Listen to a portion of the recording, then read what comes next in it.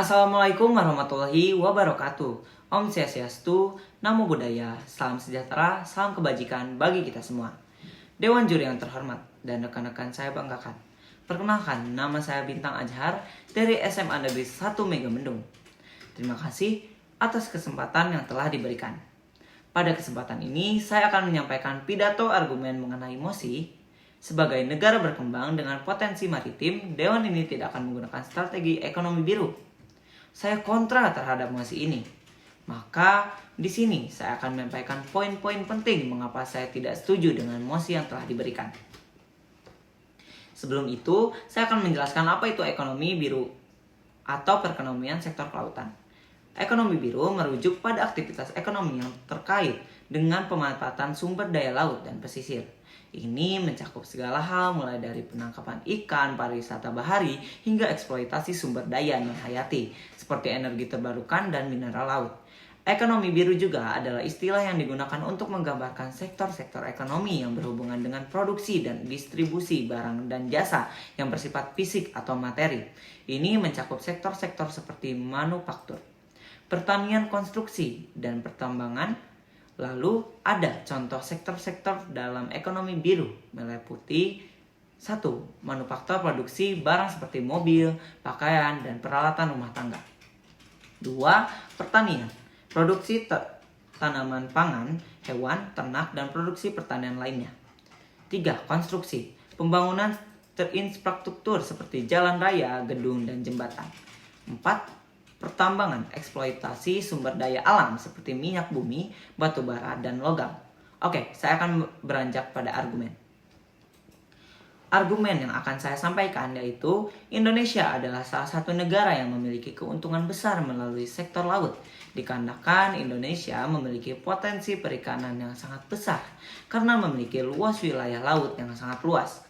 Laut Indonesia juga berperan penting bagi berbagai kegiatan ekonomi seperti bisnis perikanan, pelayaran, maupun pariwisata.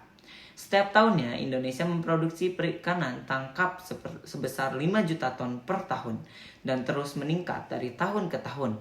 Untuk total produksi perikanan setiap tahunnya mencapai 13 juta ton per tahun. Maka hal inilah yang dapat negara Indonesia berkembang pesat dalam ekonomi biru. Dengan itu, mengapa saya tidak setuju dengan MOSI yang diberikan? Ada juga tujuan dapat membuat Indonesia memahami menjaga keseimbangan ekosistem laut, termasuk keberlanjutan populasi ikan dan organisme laut lainnya, serta memantau perubahan iklim yang dapat mempengaruhi lingkungan laut. Lalu, pengembangan ekonomi berbasis laut mendorong sektor-sektor seperti perikanan, pariwisata, energi terbarukan, misalnya energi gelombang dan pertanian laut untuk memberikan manfaat ekonomi yang lebih besar bagi masyarakat Indonesia. Peningkatan kapasitas infrastruktur pelabuhan, memperbaiki dan meningkatkan infrastruktur pelabuhan untuk mendukung perdagangan internasional dan meningkatkan aksesibilitas terhadap pasar global.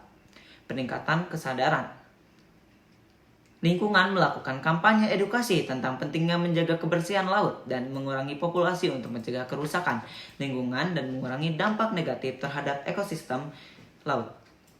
Pengembangan teknologi maritim mendorong inovasi dalam teknologi maritim seperti navigasi bawah air, komunikasi bawah air, dan sistem monitoring laut untuk meningkatkan efisiensi operasi di sektor-sektor yang melibatkan laut.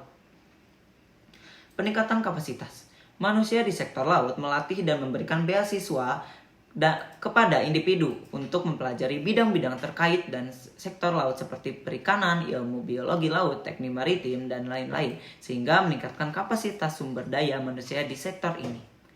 Dan yang terakhir, dapat kerjasama internasional membangun kerjasama dengan negara-negara lain yang memberikan kepentingan serupa dalam menjaga keberlanjutan sumber daya laut global serta mengatasi isu-isu lingkungan yang melibatkan lautan.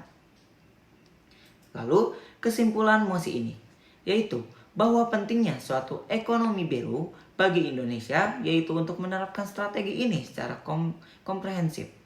Indonesia dapat memanfaatkan potensi sektor lautnya secara lebih efektif untuk memberikan manfaat ekonomi yang lebih besar bagi perekonomian dan juga dengan mengembangkan sektor ekonomi biru. Indonesia dapat mengurangi ketergantungan pada sektor-sektor lainnya dan menciptakan stabilitas ekonomi yang lebih baik. Pemantauan keseimbangan lingkungan pengelolaan sumber daya laut secara berkelanjutan dapat membantu menjaga keseimbangan ekosistem laut dan memastikan keberlanjutan sumber daya tersebut menciptakan lapangan kerja. Sektor ekonomi biru dapat menciptakan lapangan kerja biru dalam berbagai bidang seperti perikanan, pertanian, laut, dan pariwisata.